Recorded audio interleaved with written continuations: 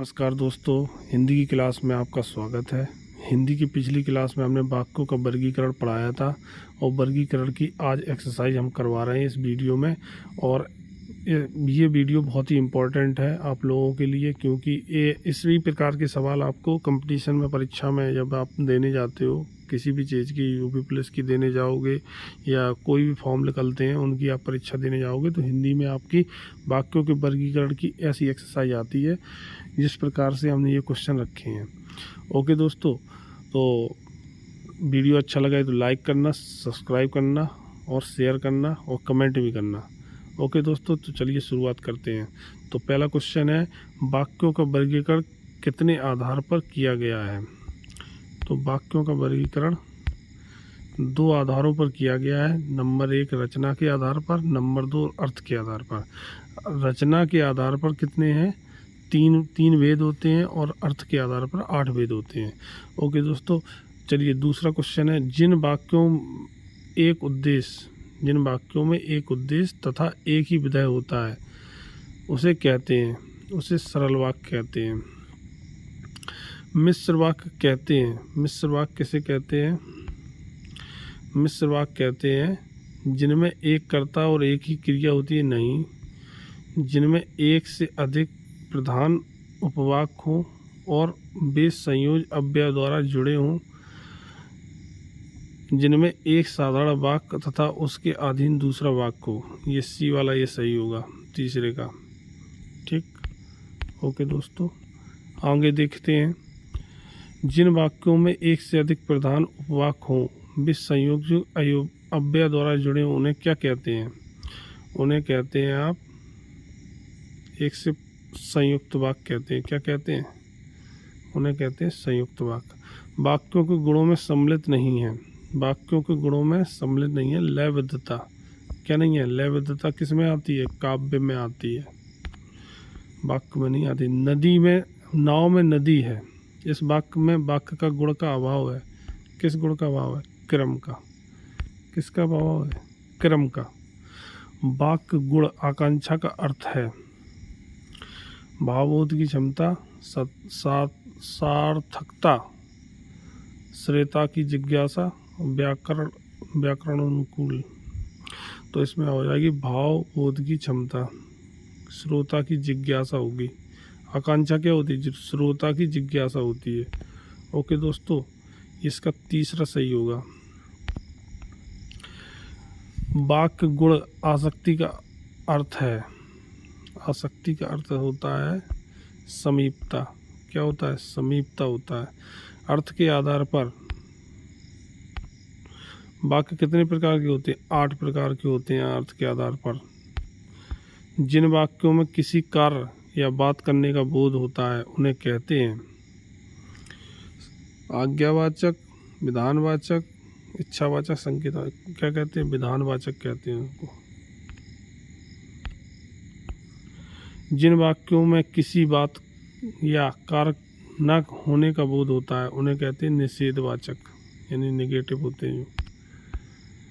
Shyam school जाओ, क्या हो रही है?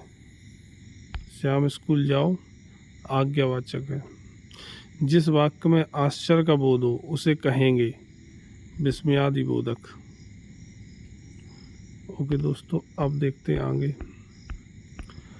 आगे है, आहा कितना सुंदर दृश्य है।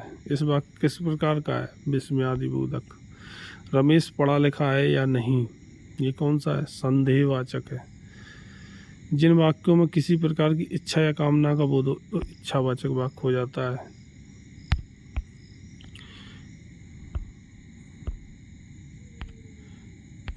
आपका भविष्य उज्जवल है, तो ये क्या है? आपका संकेतवाचक है। कैसा है? संकेतवाचक है, संकेत दे रहा है कि आपका भविष्य उज्जवल हो। आज्ञा दे रहा है, आज्ञा नहीं है इसमें।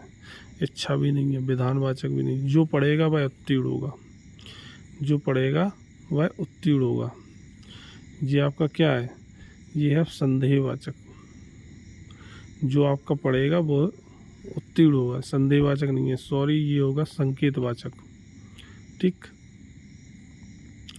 आगे देखते हैं, निम्न में से कौन सा वाक्य मिश्र वाक्य नहीं है। तो इसमें से मिश्र वाक्य छांटना जो नहीं है। पहला है, मैंने एक पुस्तक खरीदी जो नई है। यह वही बच्चा है जिसे बैल ने मारा। एक विज्ञान गोष्ठी हुई जिसमें अनेक वक्ता बोले। वह परिश्रमी ही नहीं वरन ईमानदार भी है।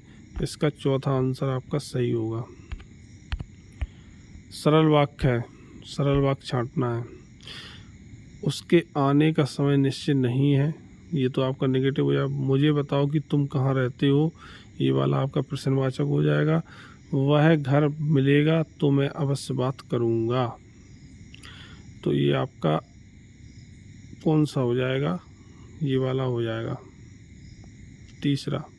वह घर पर मिलेगा तो मैं अवश्य बात करूँगा। उपरोक्त में से कोई नहीं। निम्न में से मिश्र वाक्य कौन सा है। तो मिश्र वाक्य आपका होगा, इसमें से मिश्र वाक्य छांटना है। इनमें निम्न से यौवन चरित्र निर्माण का समय है। जो लोग स्वस्थ हो रहते हैं वे वैद्य के पास नहीं जाना पड़ता है। करो या मरो। तो ये आपका हो जाएगा दूसरा। जो लोग स्वस्थ रहते हैं उन्हें वैद्य के पास नहीं जाना पड़ता। संयुक्त वाक्य पहचानिए। संयुक्त वाक्य कौन सा होगा। उत्तर देने का यही ढंग ठीक नहीं है। उसे गर्व है कि वह उच्च कुल में पैदा हुआ। दवा लो और बुखार कम हो जाएगा। ये तीसरा होगा, 22 का तीसरा। इनमें से विधानवाचक वाक्य कौन सा है। विधानवाचक वाक्य छांटना है। तो इसमें होगा, यह एक अनुकरणीय उदाहरण नहीं है। ये आपका निषेधवाचक हो जाएगा। इस बात से किसी को इनकार नहीं है। ये भी निषेध होगा। मुझे कौन वोट नहीं देगा, ये आपका प्रश्नवाचक हो जाएगा। आपका चौथा सही होगा इसमें। लास्ट है आपका, शायद में कौन सा वाक्य होता है। शायद में आपका होता संदेहवाचक। ओके दोस्तों, तो ये एक्सरसाइज थी आपकी। तो इस एक्सरसाइज को हमने कंप्लीट किया। इसी प्रकार के सवाल आपके आते हैं वाक्यों का वर्गीकरण में। संयुक्त वाक्य, मिश्र वाक्य और आपकी सरल वाक्य, ये आपको पहचानना आ जाए तो ये ज़्यादातर पूछे जाते हैं। और भी आपके अर्थों के आधार पर भी पूछ लेते हैं।